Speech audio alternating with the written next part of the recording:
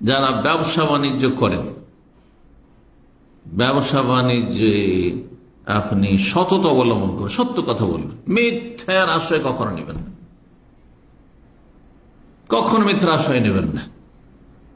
যারা বিভিন্ন মেকানিক্যাল কাজ করে, গাড়ি ঠিক করে, চিন্তা করেন তাদের রুজিতে সততা আছে না মিথ্যা কথা বললে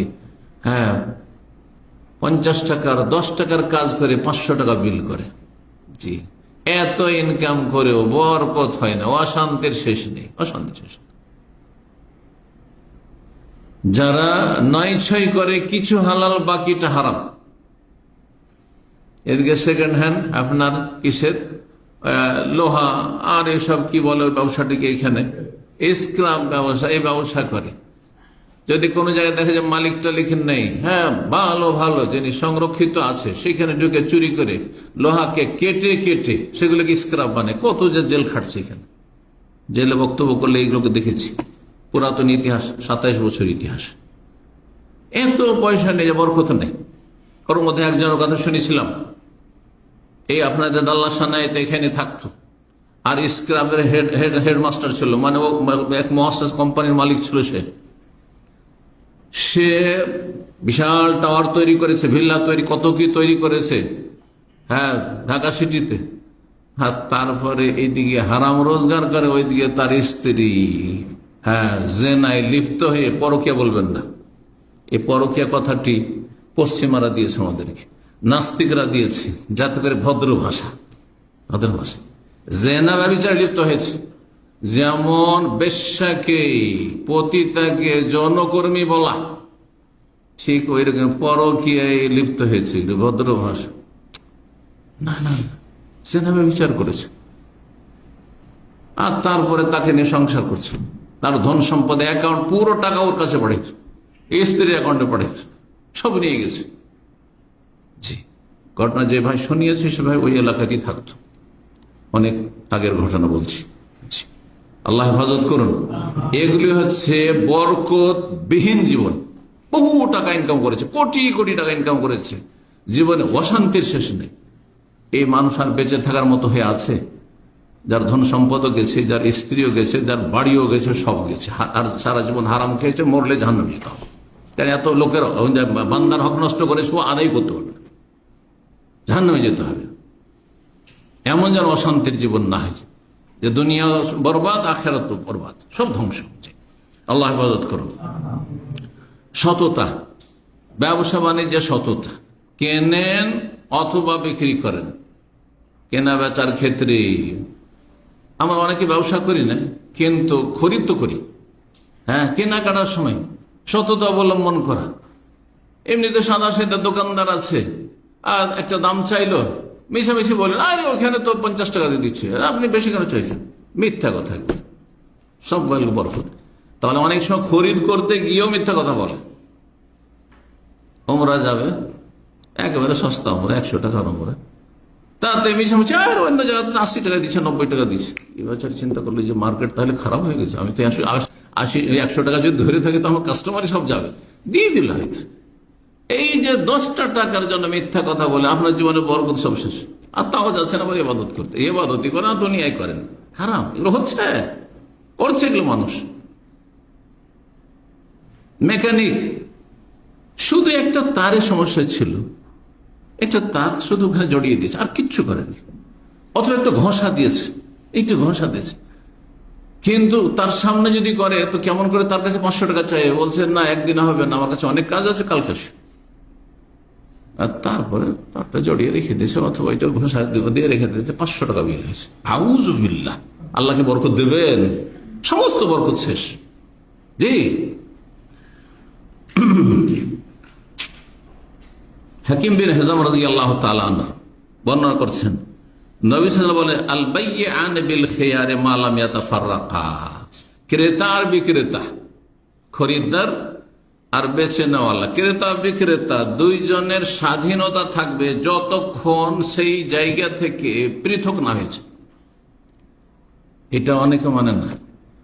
ধরেন একটা মাল সামান আপনি কিনে নিলেন, আর কিনে নেওয়ার পর ওইখানে দাঁড়িয়ে আছেন, হঠাৎ করে আপনি বলছেন যে ভাই নেওয়া হলো না, বুঝেন না, আপনি তো নিয়ে এনেছেন, টাকা যেহেতু দিয়ে দিয়েছেন সেজন্য না না না না ঘুরিয়ে নেব না, নাজায়েজ কাজ এটি।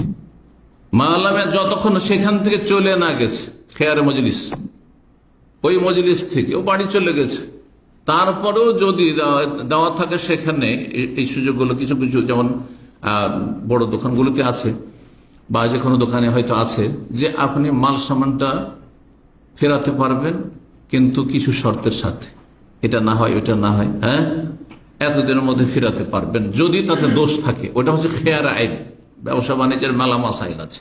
কোনো দোষ ত্রুটি পেলে, দোষ ত্রুটি নাই, একটা স্যান্ডেল ছোট হয়ে গেছে, জুতা ছোট হয়ে গেছে, বড় হয়ে গেছে, সেটা দোষ ত্রুটি। কিন্তু ওই দোষ ত্রুটি না থাকে এমনি এমনি ফিরিয়ে দেওয়া, মজলিস থেকে চলে গেলে আর ফেরাতে পারবেন না, কিন্তু মজলিসে যতক্ষণ আছেন ফিরিতে পারবেন। গাড়ি একটা কিনে নিয়েছে, টাকাও দিয়ে দিয়েছেন, আর দাঁড়িয়ে আছেন, ও গাড়ির কাছে দাঁড়িয়ে আছে, আর সে বিক্রেতাও দাঁড়িয়ে আছে, আর ক্রেতাও যে খরিদ করে সেও আছে, বলছে ভাই নেওয়া হলো না, বলছে না না হলো না, চলবে? বিল খেয়ার নবী সাল্লাল্লাহু আলাইহি ওয়াসাল্লাম বলছেন যে অতক্ষণ এখতিয়ার আছে, রাখতেও পারে ফিরিয়ে দিতে পারে যতক্ষণ মজলিস আছে। ফাইন সাদাকা, উভয় যদি সত্য কথা বলে, দুইজনই সত্য, ক্রেতা বিক্রেতা দুইজনই যদি সত্যবাদী হয়, অবাইয়ানা, দোষ ত্রুটি যদি বলে দেয়, গাড়ি ভালো ভালো আমাদের কিছু দিদি ভাইয়েরা বিক্রি করে, ভাই এসিটা কেমন, বলছে না খুব ভালো, অথচ এসি খারাপ সেই জন্য বিক্রি করছে হয়তো।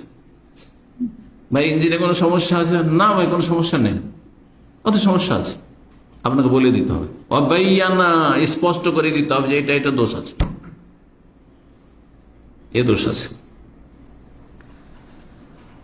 বোরে কালাহ ভাই আমার, যদি সত্য কথা বলে আর দোষ ত্রুটি সব খুলে খুলে বর্ণনা করে দেয়, তাহলে দুইজনের কেনা বেচাতে ব্যবসায়ী বরকত দেওয়া, উভয়কে আল্লাহ বরকত দেবেন, ক্রেতা বিক্রেতা দুইজনে বরকত পাবে।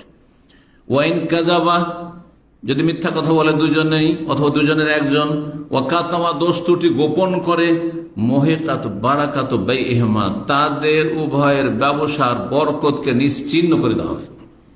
রাসূলের হাদিস যে ক্রেতা সে যদি মিথ্যা বলে তার বরকতকে নিশ্চিহ্ন করে দেওয়া হবে, বিক্রেতা যদি মিথ্যা কথা বলে তার বরকতকে নিশ্চিহ্ন করে দেওয়া হবে। চিন্তা করুন তাহলে। সহিহ বুখারী 1940, সহিহ মুসলিমে 2825 নম্বর হাদিস। সুতরাং সততায় বরকত নেমে আসে, যদিও লাভ কম হয়, হয়তো গাড়িটা কম দামে বিক্রি করতে হবে সত্য কথা বলার জন্য। যদি বলতেন জানা সব ঠিক আছে, কোনো অ্যাক্সিডেন্ট হয়নি যদি বলে দিতাম, তাহলে দামটা আরো 2000 পেয়ে যেতাম বেশি। এই 2000 কোনো বরকত নেই মিথ্যা বলাতে। সত্য কথা বলে 2000 কম পেলে আল্লাহ বহু দিক থেকে আপনাকে দেবেন, বহু লস, ক্ষয়ক্ষতি, বলা মুসিবত থেকে আল্লাহ রক্ষা করবেন। যেখানে লক্ষ লক্ষ টাকা আপনার চলে যেত, বড় বড় অপারেশন, আর দেশে চিকিৎসা হলো না, বিদেশে যেতে হলো, কত খরচ আর কত হয়রানি, সেগুলো থেকে আল্লাহ বাঁচিয়ে দেন। বরকত যেমন ইতিবাচক হয়, বরকত নেতিবাচক হয়, একথা মনে রাখবেন। ইতিবাচক বরকত মানে আল্লাহর বাহ্যিক অনেক কিছু আল্লাহ দিয়েছেন বা দিচ্ছেন, এটা ইতিবাচক বরকত। নেতিবাচক বরকত বেতন কমই, অনেক আছে আপনাদের মধ্যে হয়তো 1000 টাকায় বেতন, যদিও হয়তো হয়তো আজকাল 1000-এর লোক খুবই কম আছে না, 2000, তারপর বেতন বেশি না, 1 লাখ 3500 বেতন, বলছে সে কি বলবো খুবই কম বেতন। কত? 3.5। আস্তাগফিরুল্লাহ ওয়া আতুবু ইলাইহি। আউযুবিল্লাহ পড়েন। এই জীবন থেকে অশান্তির জীবন, এটা কোথায় শান্তি খুঁজে পাবেন আপনি? নিচের দিকে তাকান না যে দেশের মানুষ কয় পয়সা ইনকাম করে, মাথা প্রতি কত টাকা ইনকাম আছে দেশের মানুষগুলোর, চিন্তা করেন আপনি। তো শুধু ওপর দিয়ে দেখছেন, হ্যাঁ যে বড় বড় ইনভেস্টার হয়ে গেল, ও আমার সাথে এসছিল, এই তো দেখলাম ও তো এরকমই লেবার ছিল, ইনভেস্টার হয়ে গেল, কোটি কোটি টাকার মালিক হয়ে গেল, ও একবারে পেয়ে গেছে, কি বলছে ওই যেটাকে বলা হচ্ছে কামা মুমতাজা, আর কিছু ভিআইপি হয়ে গেছে। কিচ্ছু না, কিচ্ছু নেই দুনিয়া, কিছুই না। যদি আখেরাত ঠিক না থাকে, জান্নাতে না যেতে পারেন, তো এই দুনিয়ার ভিআইপি কোনো লাভ নেই। সবচেয়ে লাঞ্ছিত ওরা দুনিয়ার সমস্ত জাহান্নামী দেখবে, আর আমরা গরিব জাহান্নামী রে, এত বড় রাজা বাদশাহ জাহান্নামী রে, রাষ্ট্রপতি প্রধানমন্ত্রী এত বড় বড় নেতা ছিল, আমাদের সব জাহান্নামী চলছে আমার সব সামনে। এর চাইতে লাঞ্ছনা আর কি আছে? জি। তো এই ছিল 3 নম্বর বরকত। আর বরকত হচ্ছে ব্যবসা বাণিজ্য বা চাকরি বাকরি যে যা করছেন তাতে সততা অবলম্বন করা।